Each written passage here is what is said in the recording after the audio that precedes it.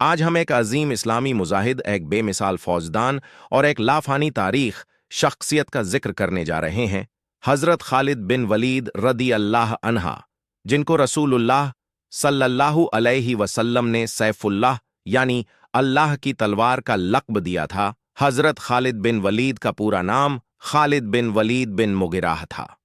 آپ کا تعلق قریش کے ایک مشہور اور طاقتور خاندان سے تھا۔ آپ کے والد ولید بن مغیرہ اپنے دور کے بہت دولت مند اور مختار لوگوں میں شامل تھے۔ خالد بن ولید رضی اللہ عنہ نے بچپن سے ہی فوجداری اور جنگجو فطرت کا اظہار کیا۔ تیر اندازی، تلوار بازی، گھوڑ سواری، سب میں مہارت حاصل تھی۔ آپ کا جسم مضبوط، ارادے فولاد کے اور ذہنی صلاحیت بے پناہ تھی۔ حضرت خالد بن ولید نے فتح مکہ سے کچھ پہلے اسلام قبول کیا۔ آپ نے حدیبیہ کے بعد جب کچھ مسلموں نے ہجرت کی تب دل سے اسلام کا مطالعہ کیا۔ آپ کے بھائی ولید بن ولید نے آپ کو اسلام کی طرف دعوت دی اور پھر آپ نے رسول اللہ صلی اللہ علیہ وسلم کے حضور مدینہ آ کر اسلام قبول کر لیا۔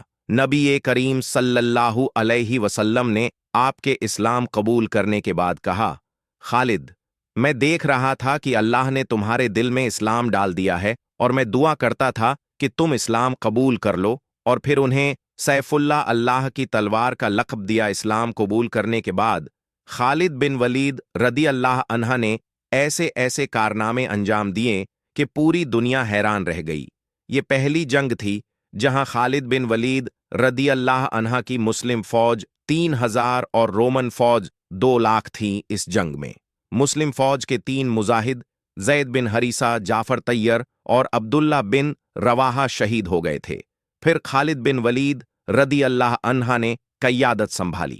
آپ نے فوراً تبدیلی کی، فوج کو نئے منصوبوں کے مطابق منجزم کیا اور ایک ایک منظر پر دشمن کو چکما دے کر مسلم فوج کو زندہ بچایا۔ یہ پہلی بار تھا جب کسی نے 2 لاکھ کے لشکر سے 3000 کے فوجیوں کو نہ صرف بچایا بلکہ انہیں کامیابی کے ساتھ نکال لائے۔ نبی کریم صلی اللہ علیہ وسلم نے اس جنگ کے بعد فرمایا، خالد بن ولید اللہ کی تلوار ہے جو اللہ نے کفار پر چلائی ہے۔ حضرت ابو بکر صدیق رضی اللہ عنہ کے دور میں کافروں کے خلاف جنگ ہوئی۔ مسیلمہ کذاب ایک کافر تھا جس کو لوگوں کا ساتھ حاصل تھا۔ خالد بن ولید نے جنگ یمامہ میں اس فتنے کو جڑ سے اکھاڑ دیا۔ یہ جنگ بہت شدت والی تھی۔ خالد بن ولید رضی اللہ عنہ نے فوج کو 2 حصوں میں تقسیم کیا۔ ہر سپاہی سے کہا کہ اپنی جان کی پرواہ کیے بنا پھر ایسے لڑتے رہے کہ آخر مسیلمہ کو قتل کر دیا گیا اور اس کا فتنہ ہمیشہ کے لیے ختم ہوا۔ ایران، روم، عراق اور فارس کا محاذ حضرت خالد بن ولید نے فارسی سامراجیہ ساسینین ایران کے خلاف جنگوں میں ایسی کامیابیاں حاصل کیں کہ دنیا حیران رہ گئی۔ آپ نے الیس کی جنگ میں دریا خون بہا دیا۔ عین التمر میں 4 فوجوں کا مقابلہ ایک ساتھ کیا، سب کو ہرایا۔ ہیرا، انبر اور اقصرہ جیسے شہر فتح کیے۔ خالد بن ولید رضی اللہ عنہ نے عراق کا بڑا حصہ مسلمانوں کے قبضے میں لائے۔ روم کا محاذ شام کے میدان میں خالد بن ولید رضی اللہ عنہ نے روم کے عظیم لشکروں کو شکست دی۔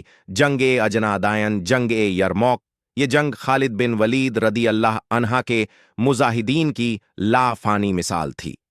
یرموک میں رومن فوج 2 لاکھ اور مسلم فوج 40,000، لیکن خالد بن ولید رضی اللہ عنہ نے جنگ کے چند دن میں ایسے منصوبے بنائے کہ رومن فوج پیچھے ہٹ گئی اور پھر انہیں ایسی شکست ہوئی کہ پورا رومن سامراجیہ ہل گیا۔ خالد بن ولید رضی اللہ عنہ کا خوف دشمن کے دلوں میں ہمیشہ رہا کرتا تھا۔ رومن اور فارسی جنرل کہتے تھے، اگر تمہیں خالد بن ولید رضی اللہ عنہ کا پتہ چلے تو اپنی فوجیوں کو سنبھال لو۔ حضرت خالد جب کسی شہر کے باہر اپنی فوج لے جاتے تو دشمن کی فوج ڈر جاتی، کچھ تو بنا لڑے ہی ہار تسلیم کر لیتے تھے۔ خالد بن ولید رضی اللہ عنہ کی ایک چھوٹی سی تعداد بھی دشمن کے لاکھوں فوجیوں کے لیے موت کا پیغام ہوتی تھی۔ خالد بن ولید رضی اللہ عنہ کسی بھی جنگ میں نہیں ہارے، کیونکہ ان کا ایمان اور اللہ پر یقین تھا اور ان کا ایک ہی مقصد تھا، اللہ کا کلمہ بلند کرنا۔ خالد بن ولید رضی اللہ عنہ کا آخری وقت اور اداسی ان کا سپنا تھا۔ جنگ میں شہادت مل جائے लेकिन ऐसा नहीं हुआ। हजरत उमर रदी अल्लाह अन्हा ने उनकी वफात पर फरमाया, खालिद तूने हक अदा कर दिया,